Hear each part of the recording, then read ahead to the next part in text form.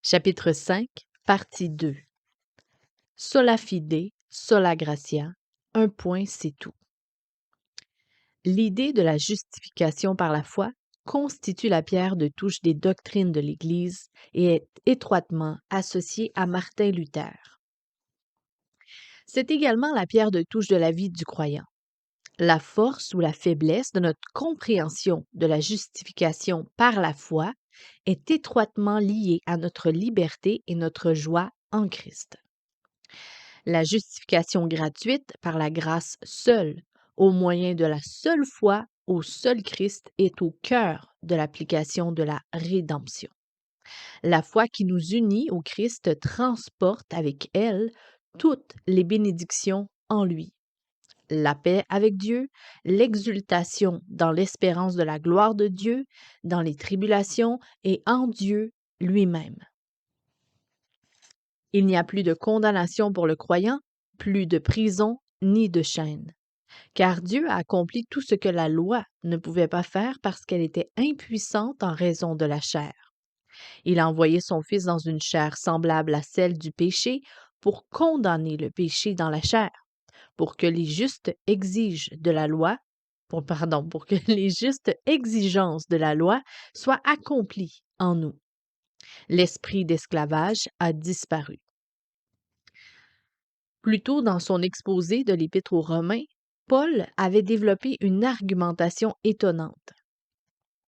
La question: si la justification est suscitée par la grâce seule, par la foi en Christ seul, reste-t-il encore une raison de se vanter? La réponse: non, cela est exclu. Une autre question: selon quel principe? Le principe des œuvres? Il nous faut faire une pause avant d'aller plus loin dans le dialogue de Paul. La réponse ici est certainement oui, entre guillemets, dans la mesure où Paul a insisté pour dire que tout sentiment de satisfaction est exclu, parce que nous avons tous péché et nous sommes privés de la gloire de Dieu. Romains 3, verset 23. Nous ne pouvons pas nous justifier par nos propres œuvres. Nous avons enfreint la loi de Dieu. Que ce soit la loi gravée en nous lors de notre création à l'image de Dieu ou la loi révélée au Sinaï. Ainsi, il est vrai que se vanter est exclu sur la base des œuvres. Il n'y a aucune œuvre de laquelle nous pourrions tirer gloire. Mais en l'occurrence, ce n'est pas la réponse que donne Paul, parce que ce n'est pas la logique à laquelle il recourt dans ce contexte. La question: sur quel principe se vanter est-il exclu? Sur le principe du mérite? La réponse est non, pas sur le principe du mérite. La question: sur quel principe alors? La réponse: sur le principe de la grâce. Le raisonnement de Paul est à la fois profond et inattendu. Il est vrai qu'il est impossible de s'enorgueillir quand les œuvres font défaut. Mais le principe ou la loi des œuvres en tant que telle n'abolit pas a priori le fait de se vanter. Si nous avions été capables de nous y conformer, nous pourrions dire: j'y suis arrivé par moi-même. Potentiellement, nous aurions de quoi nous vanter.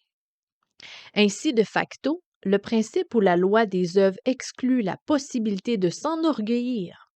Elle est exclue a posteriori, mais pas a priori. Mais le principe ou la loi de la grâce exclut a priori toute possibilité de se vanter. Il ôte de nos mains toute possibilité de justification et les remet entièrement entre les mains de Dieu. La grâce exclut toute condition par définition. La grâce exclut donc, étouffe tout sentiment d'orgueil. Elle réduit au silence toute négociation sur une quelconque contribution avant même qu'elle ait commencé. Par définition, nous ne pouvons satisfaire à aucune condition pour la grâce, de quelque façon ou par quelque moyen ou action que ce soit. Ainsi, c'est la compréhension de la grâce de Dieu, c'est-à-dire la compréhension de Dieu lui-même, qui annihile le légalisme, c'est-à-dire qu'il le détruit complètement. La grâce met en lumière la faillite du légalisme, pardon, et montre qu'il est non seulement inutile, mais vain. La grâce lui retire toute vie en l'étouffant. Amen. Parfois, les chrétiens aspirent à creuser les vérités profondes, entre guillemets, de la vie chrétienne. Bien sûr, certains progrès dans la compréhension de ces vérités sont des marques de maturité. Mais en réalité, ce que nous avons à faire, c'est d'approfondir les premiers principes de l'Évangile. Et pourtant, l'esprit de légalisme s'insinue si facilement dans nos conceptions, et ceci dans deux domaines en particulier. Lançons-nous, c'est parti. Numéro 1, notre conception de l'offre de l'Évangile. Dans son ouvrage Christ Dying and Drawing Sinners to Himself, Samuel Rutherford, qui n'a eu que peu de rivaux parmi les plus grands noms du calvinisme, fait une affirmation étonnante et pour certains inquiétante. Les réprouvés ont autant de bonnes raisons de croire en Christ que les élus. Mais renier les mots de Rutherford serait confondre l'œuvre objective et subjective de Dieu et affirmer que son offre du Christ pour nous dépend de quelque chose en nous. James Durham, un jeune contemporain de Rutherford, nous offre un exemple de l'incidence de cette idée sur la prédication de l'Évangile. Dans un sermon lors de la Sainte Seine intitulé Les préparatifs de l'Évangile sont les plus grandes des invitations, sur le texte de Matthieu 22, verset 4, « Tout est prêt. Venez donc aux noces. » Il aborde la question de ceux à qui l'offre est adressée. Ça va comme suit. Ce ne sont pas un ou deux ou quelques-uns qui sont appelés, mais les grands seulement ou les petits, pas les saints ou les impies uniquement, mais tous sont conviés. L'appel vient à tous et à chacun d'entre vous en particulier, riches, pauvres, grands, petits, saints ou impies. Et Durham poursuit. Cette offre s'adresse à vous tous, à vous qui êtes athées, vous qui êtes déchus de la grâce, à vous qui êtes ignorants, vous qui êtes hypocrites, vous qui êtes tièdes et paresseux, vous les civils et les impies, nous vous prions, nous vous supplions, nous vous implorons tous de venir au mariage. Appelez les aveugles, dit le Seigneur, les estropiés, les paralytiques, etc. Et les invitez et invitez-les à venir, oui, contraignez-les à entrer. La grâce peut faire bien plus encore que les appeler.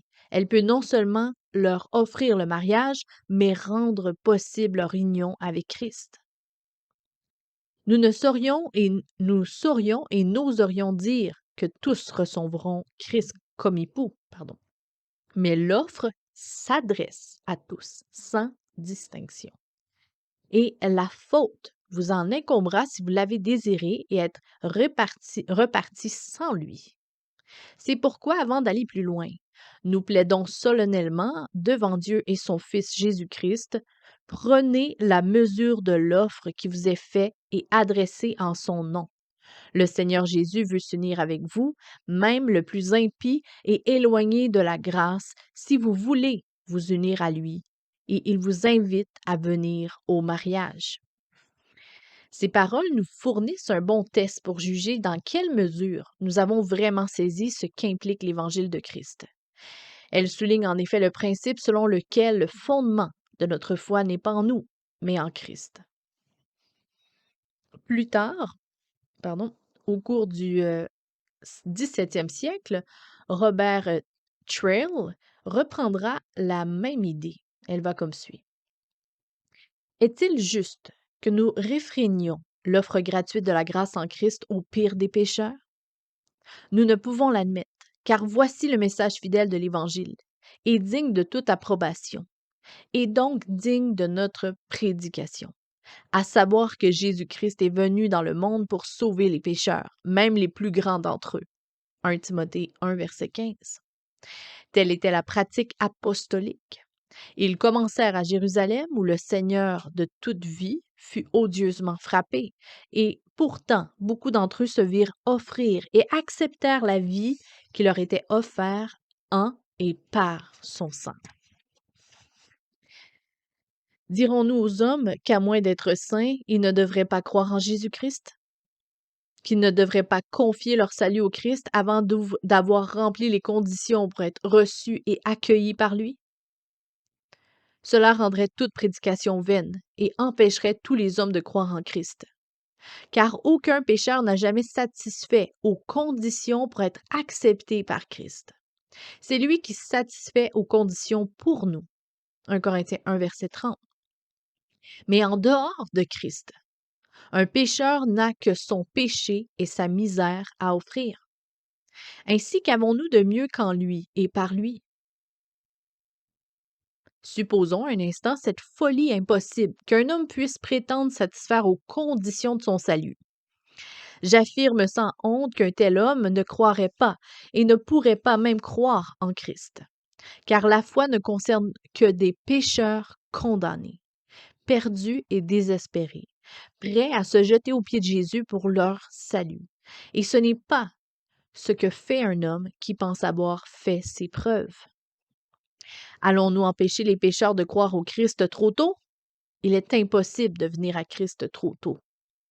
Un homme peut-il obtenir un plus grand commandement de l'Évangile trop tôt? 1 Jean 3, verset 23. Ou accomplir l'œuvre de Dieu trop tôt? Jean 6, versets 28 et 29. Le légalisme vient également affecter, numéro 2, notre conception des liens entre sanctification et justification. C'est l'un des éléments qui menaçait la jeune Église de Galatie. Ayant commencé avec Christ en accomplissant par l'Esprit ce que la loi exigeait, il continuait avec la chair en voulant ajouter à l'œuvre du Christ. La vieille tentation des qualifications, des œuvres et des contributions personnelles les avait ensorcelés. L'Église de Colosse était également menacée par la tentation de diluer le message de l'Évangile. Ayant reçu le Christ et ayant atteint la plénitude de la vie en lui, ils se voyaient offrir une nouvelle bénédiction, une plénitude que la justification par la foi ne leur avait pas encore offert. Mais il y avait des conditions à remplir, des choses à ne pas toucher ou ne pas manger, des pratiques ascétiques qui étaient censées les mener à la plénitude. Une sanctification de haute qualité par de basses qualifications. Mais qu'est-ce que cela produit selon Paul?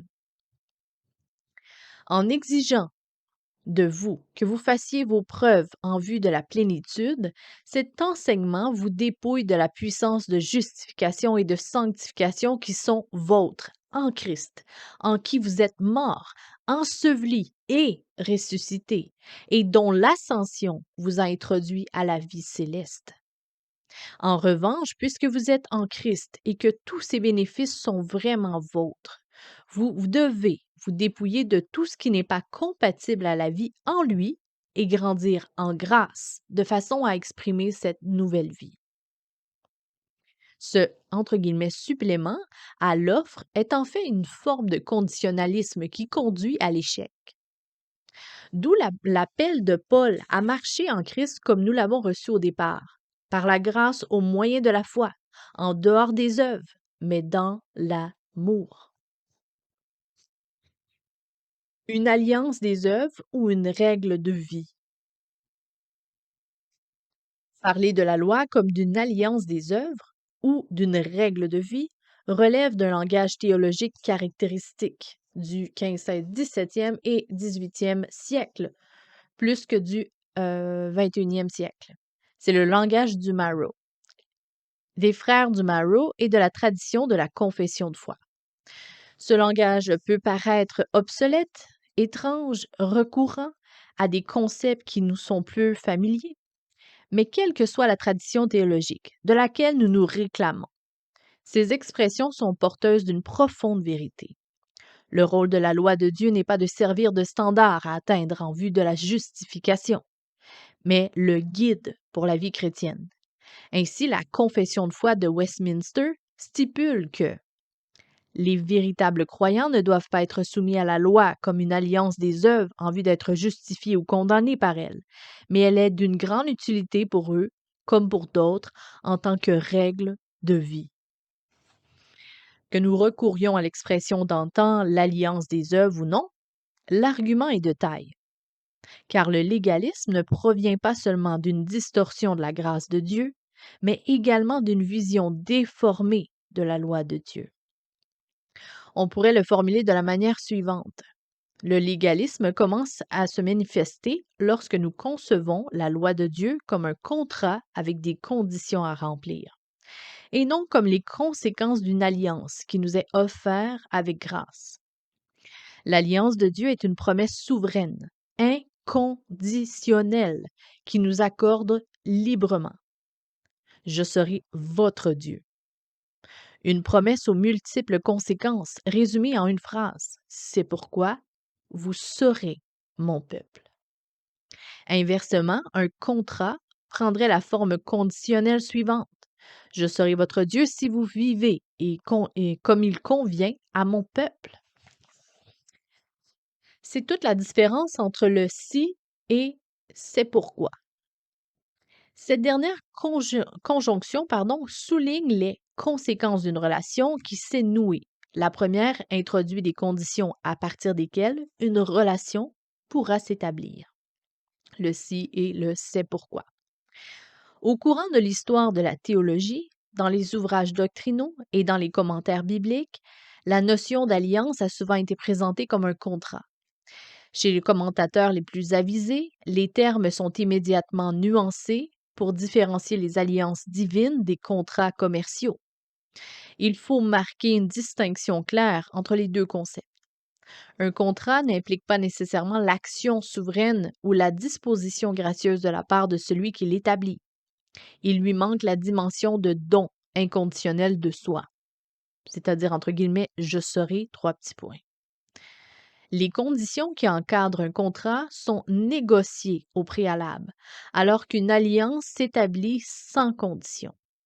Les alliances de Dieu sont des implications, mais aucune d'entre elles n'est le résultat de négociations entre Dieu et les hommes.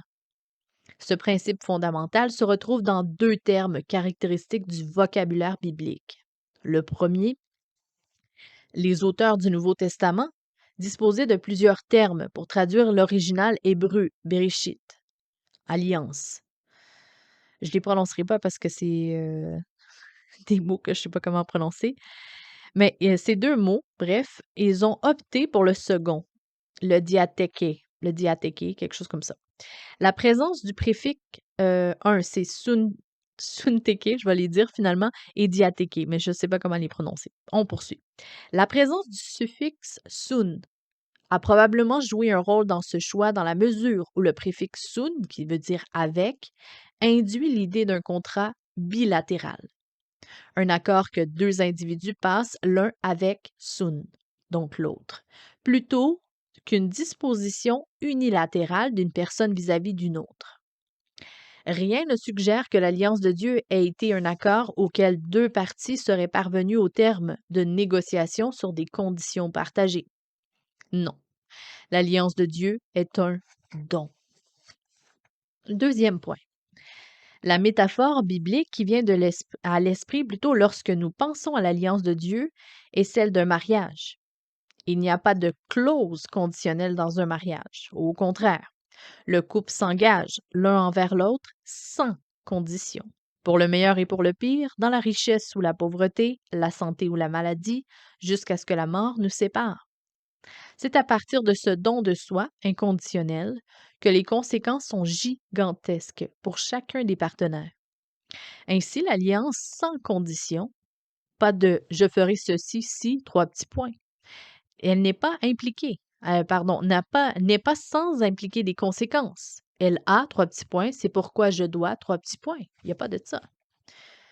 De même, lorsque Dieu a fait alliance avec son peuple, le lien entre son action et les leurs n'était pas si, entre guillemets, mais plutôt c'est pourquoi, entre guillemets. En des termes plus contemporains, oui, voilà, on s'en vient, Dieu pose les termes de l'alliance, c'est-à-dire son engagement envers son peuple, à l'indicatif. Donc, en conséquence, cela donne lieu à un mode impératif, des ordres, à des conséquences en termes de mode de vie pour son peuple. Les conséquences sont le résultat de ces déclaration. Vous suivez jusque-là? On continue. La nature de l'alliance mosaïque a fait l'objet, oui, c'est ça, a fait l'objet de nombreuses discussions à l'époque où le Marrow of Modern Divinity a été écrit. Les théologiens et les pasteurs n'étaient de loin pas tous du même avis. Mais la confession de foi avait adopté le point de vue consensuel qui considère l'alliance du Sinaï comme le prolongement de l'alliance de grâce fait avec Abraham. Cette prise de position s'appuie sur le contexte dans lequel les 10 commandements ont été donnés, à savoir que 1.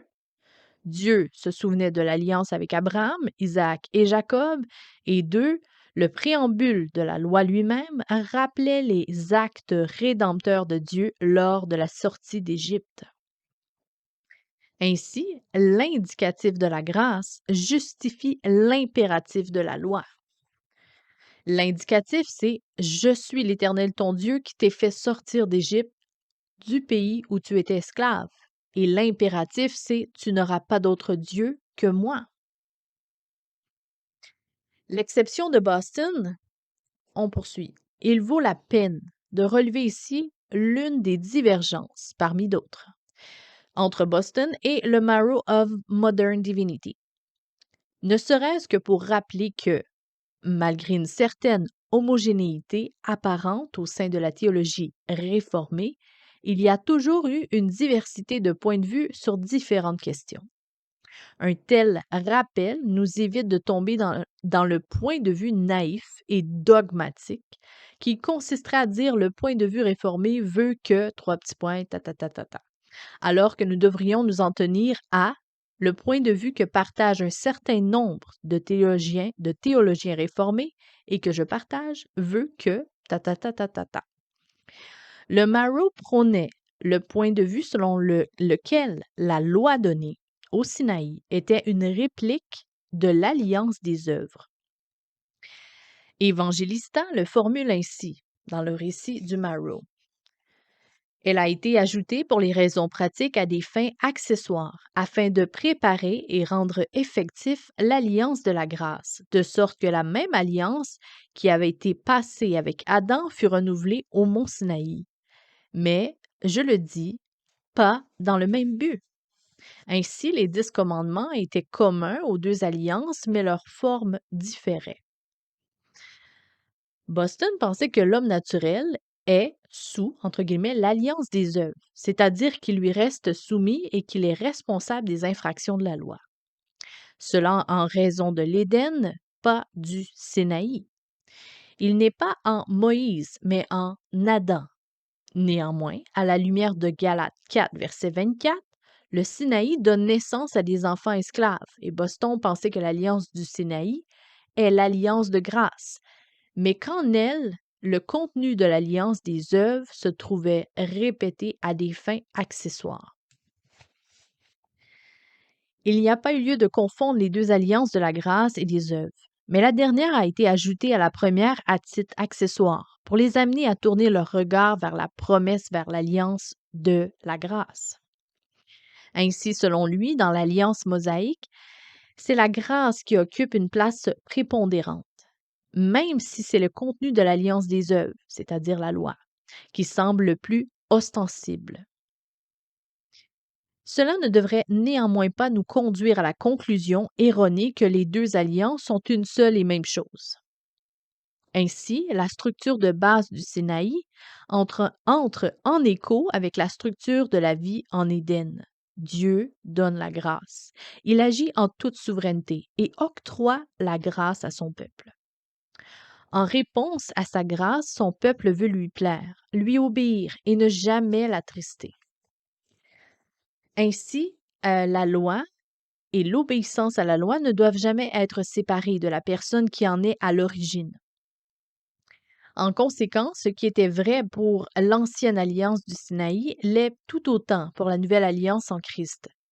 Car au calvaire, l'engagement de Dieu dans son alliance s'écrit en lettres de feu. C'est ainsi que je vous ai aimé. Faites-moi confiance et aimez-moi en retour, car c'est mon commandement, que vous vous aimiez les uns les autres comme je vous ai aimé.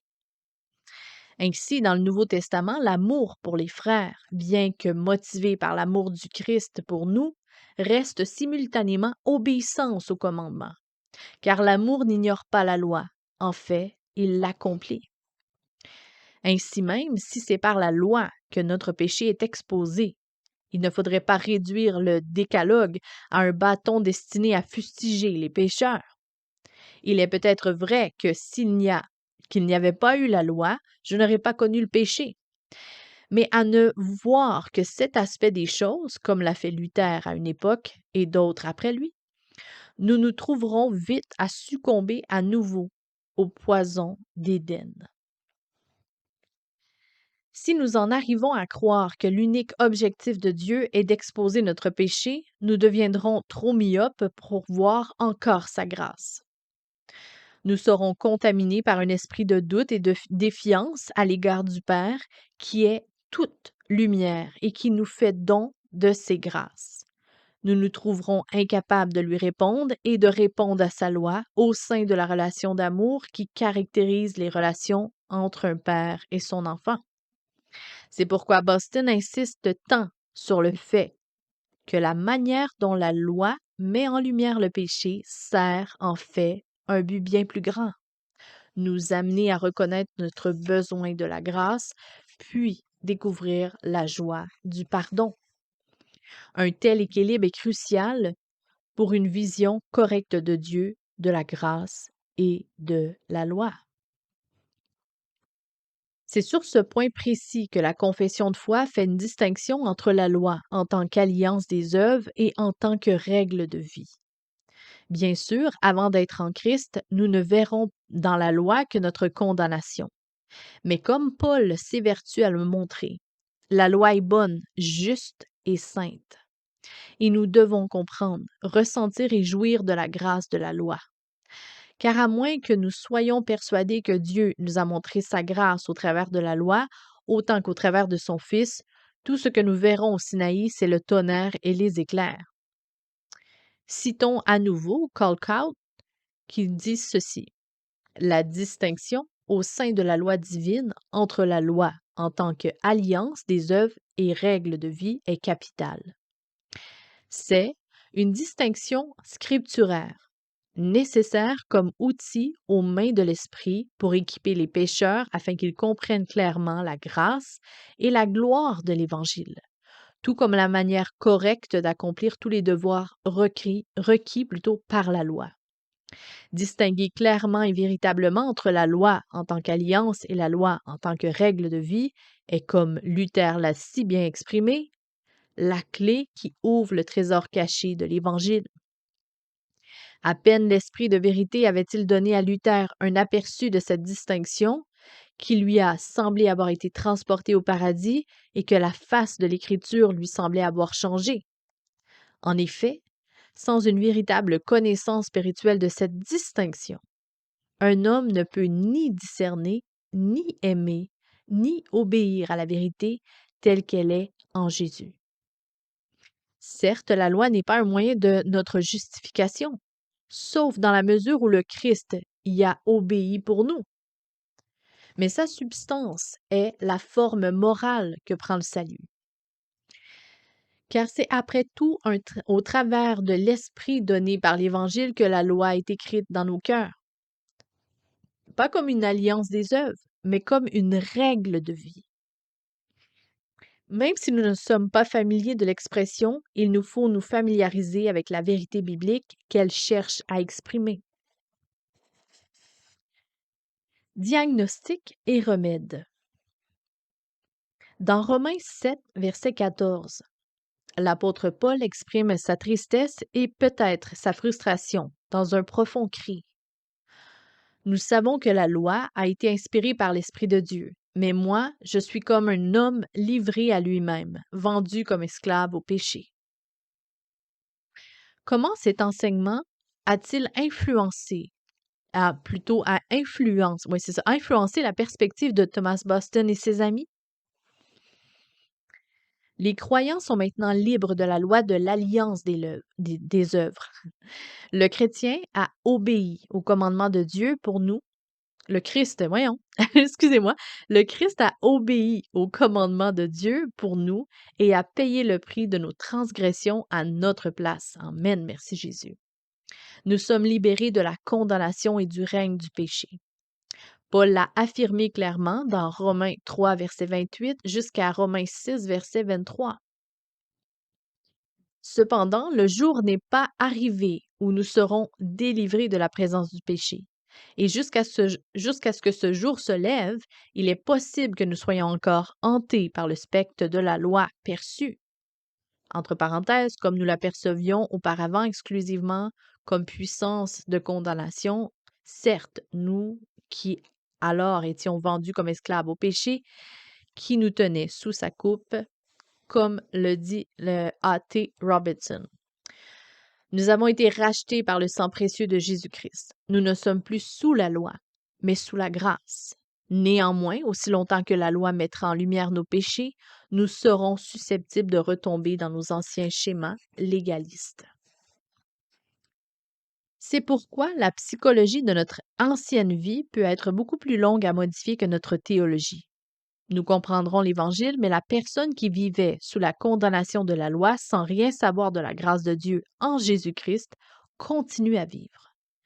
Nous avons déménagé dans une nouvelle maison sans hypothèque, mais il peut s'écouler beaucoup de temps avant qu'elle perde toute empreinte de l'ancien propriétaire. Ainsi en va-t-il pour nous. Il reste en nous quelque chose qui peut réveiller nos anciens réflexes légalistes. Ainsi, beaucoup de chrétiens se rendent compte que le soleil de la grâce de Dieu en Christ s'est obscurci et qu'ils marchent en tâtonnant dans l'obscurité et non dans la lumière. Ils doivent apprendre que Jésus a plus de grâce que je n'ai de péché. Le pèlerin de Bunyan, le pèlerin de Bunyan n'était ni le premier ni le dernier à sortir du chemin pour s'égarer du côté de la maison de Monsieur Légalité. C'est évidemment une question qui préoccupait Thomas Boston. Les chrétiens sont bel et bien morts à la loi. Et pourtant, il note avec une perspicacité qui n'a rien à envier à Owen. Chez les meilleurs des enfants de Dieu, il reste de telles dispositions légalistes et des inclinations de cœur envers l'alliance des œuvres qui ne sont jamais complètement libres dans leur devoir, au point que leur service en est imprégné, comme s'ils étaient vivants à la loi et morts à Christ. Et il arrive que le Seigneur, pour les corriger, les éprouve et exerce leur foi, permettent aux fantômes de leur ancien maître, la loi, comme alliance des œuvres, de venir les hanter, faire peser ses exigences, les commander, les menacer, les effrayer comme ils étaient vivants aux yeux de la loi et elles vivantes à leurs yeux. Être mort à la loi, dans ces cas, c'est l'un des aspects les plus difficiles de la religion pratique. Dans les termes de la métaphore du mariage à laquelle Paul recourt dans Romains 7, versets 1 à 6, l'ancien mariage de la loi est dissous. Mais beaucoup dans leur second mariage, au Christ, peuvent être hantés par la mémoire de leur précédent mari. Il n'y a qu'un remède. Vivent dans la conscience qu'avec leur nouveau mari, la grâce abonde encore plus que la condamnation avec leur précédent mari. C'est cela qui va provoquer ce que Thomas Chalmers décrivait plutôt comme la puissance expulsive d'une nouvelle affection. Voilà en quoi consiste la christologie de l'Évangile, la théologie de l'Évangile de même que la psychologie de l'Évangile. À bientôt.